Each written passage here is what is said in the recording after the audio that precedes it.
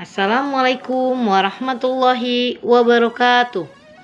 Bagaimana kabarnya semua anak-anak ibu? Ya, semoga dalam keadaan sehat walafiat dan selalu dilindungi oleh Allah Subhanahu wa taala.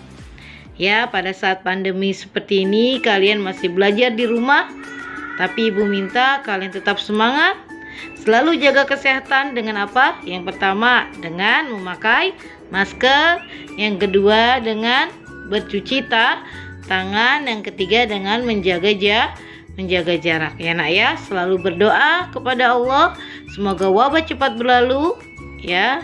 Wabah cepat berlalu, kita dapat berkumpul di sekolah kita tercinta. Dan ibu berpesan jangan lupa, jangan sampai kalian tinggalkan sholat, mengajinya harus rajin ya. Semoga wabah cepat berlalu, kita dapat berkumpul lagi ya nak ya. Anak ibu yang soleh dan soleha, hari ini kita belajar tentang ringkasan ya. Kemarin sudah ibu jelaskan, sedikit lagi ibu akan jelaskan tentang ide pokok ya. Apa itu ide pokok atau ide utama? Adalah pokok masalah yang terdapat dalam suatu bacaan atau inti dalam suatu bacaan. Sebuah paragraf atau selalu memiliki kalimat utama yang menjadi ide pokok. Jadi sudah dijelaskan ya. Jadi setiap paragraf itu mempunyai satu ide pokok.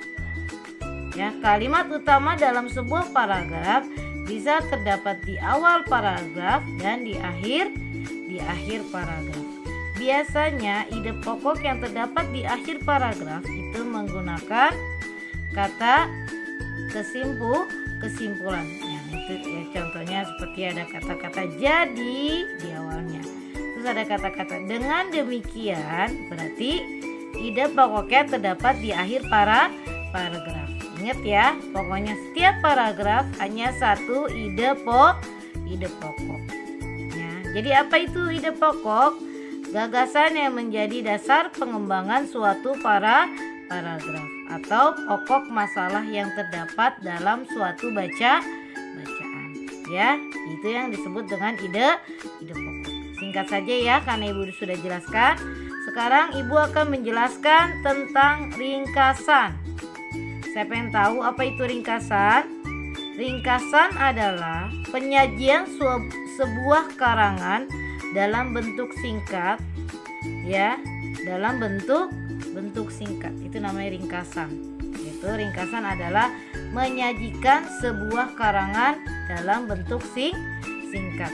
Misalnya kamu membaca komik atau misalnya kamu membaca suatu cerita teks ya, teks panjang. Lalu kamu ringkas intinya saja. Ya, kamu setiap paragraf kamu cari ide pokoknya saja, lalu kamu tulis dalam sebuah paragraf yang lebih singkat.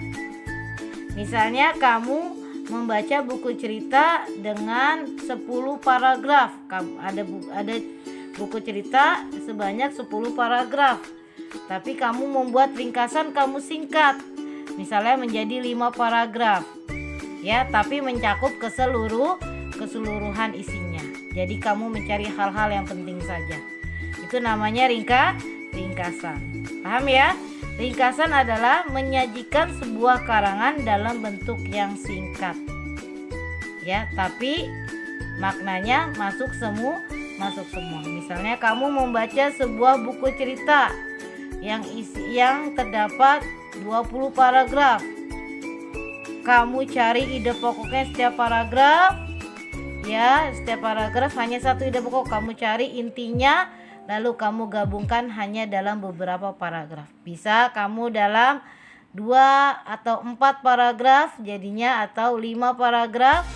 Yang penting lebih sedikit dari cerita asalnya, tapi tidak mengurangi makna bacaannya.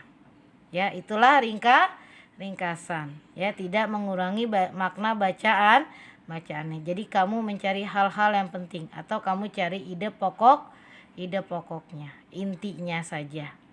Ya, kamu buat menjadi lebih singkat. Jadi ringkasan adalah penyajian sebuah karangan yang panjang dibuat atau dibentuk menjadi singkat, dibentuk Jadi dibentuk lebih sedikit. Cerita yang panjang kamu ubah menjadi cerita yang lebih sedikit, tidak mengurangi makna.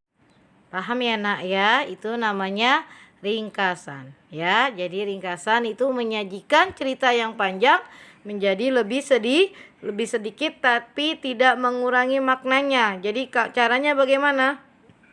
Kamu cari atau kamu tentukan ide pokok setiap paragraf. Atau kamu cari hal-hal yang penting lalu kamu gabungkan dan kamu buat hanya beberapa paragraf ya, tapi mencakup semuanya, mencakup intinya, mencakup maknanya. Itu namanya yang disebut dengan ringkasan. Ya, sekian dari Ibu, itu saja yang dapat Ibu sampaikan. Semoga kalian paham tentang apa itu ringkasan. Ya, tolong dibaca, disimak, dipahami ya nak ya. Sekian dari Ibu. Wassalamualaikum warahmatullahi wabarakatuh.